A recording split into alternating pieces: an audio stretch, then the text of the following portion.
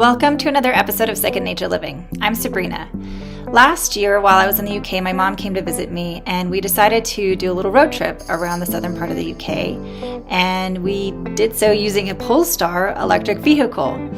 So this episode is just a look at that week-long road trip, including visits to historical sites while experiencing the wonders of an EV. So buckle up and let's hit the road. Our adventure began at the Hertz rental office. They were offering a special on EV, so we decided to take a leap of faith. I'll admit, I was a bit nervous about driving an EV. My mom was especially nervous.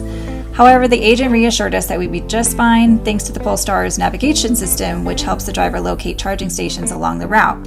And bonus, would let us know if we needed to stop and charge before reaching our destination. The 2023 base model Polestar 2 has front-wheel drive and a range of 395 miles. My first impression was that it's sleek without compromising on comfort. Our first destination was the historical Highclere Castle, commonly referred to as Downton Abbey. Unfortunately, they were closed to visitors, so we made our way up to Oxford University instead. After our first day of driving, we used up only a quarter of the Polestar 395-mile range. This meant we had plenty of charge for the next day.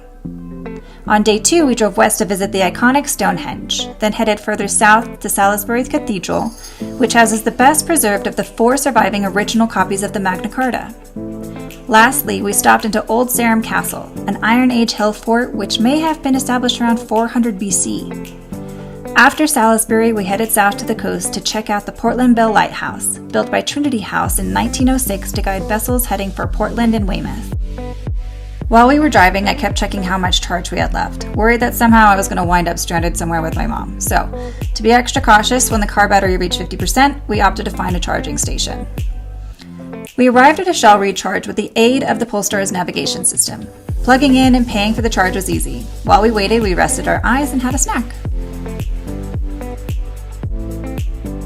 Throughout our trip, we encountered various charging station providers like BP Pulse, InstaVolt, PodPoint, and Shell Recharge.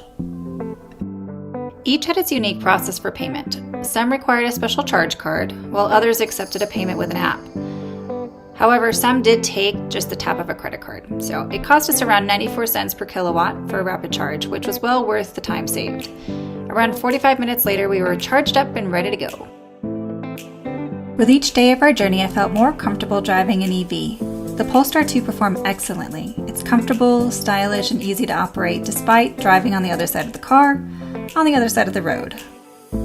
On day 4, we made our way 113 miles west to Cornwall, a ceremonial county in southwest England, to visit Tintagel Castle, a medieval fortification set on a dramatic coastline and inextricably linked with the legends of King Arthur. Next, we made our way north towards Wales, where we would spend 2 nights in a quaint seaside town called Aberystwyth. This 307-mile journey did require us to stop and charge up once, but it was a welcome break to get some lunch and coffee. On our last day, driving back to London, we stopped at Goodrich Castle, which in 1646 was the scene of one of the most hard-fought sieges of the English Civil War. This drive took 214 miles, requiring a charge up halfway there, and once we reached London. Now I bet you're wondering about the cost. This is where there's some room for improvement. On average, we paid 94 cents per kilowatt for a rapid charge, which worked out to spending about $45 per day. If we had a bit more flexibility with time, we could have charged at a 7 kilowatt charge station and paid half the cost. In comparison to a gas-powered car, we paid less for recharging than we would have paid to refuel. However, this is offset by the higher rental fee for an EV. In total, our 1,100-mile journey cost us $1,085, including all taxes and fees. In comparison to a gas-powered rental car, we did spend nearly $200 more. Like I said before, if we had the time to charge up at a 7 kilowatt charge station, the total cost would be closer to $927, or nearly $35 more than a gas vehicle. Travel tip: it's a lot cheaper to rent a car in Europe if you can provide proof you have rental insurance through your credit card.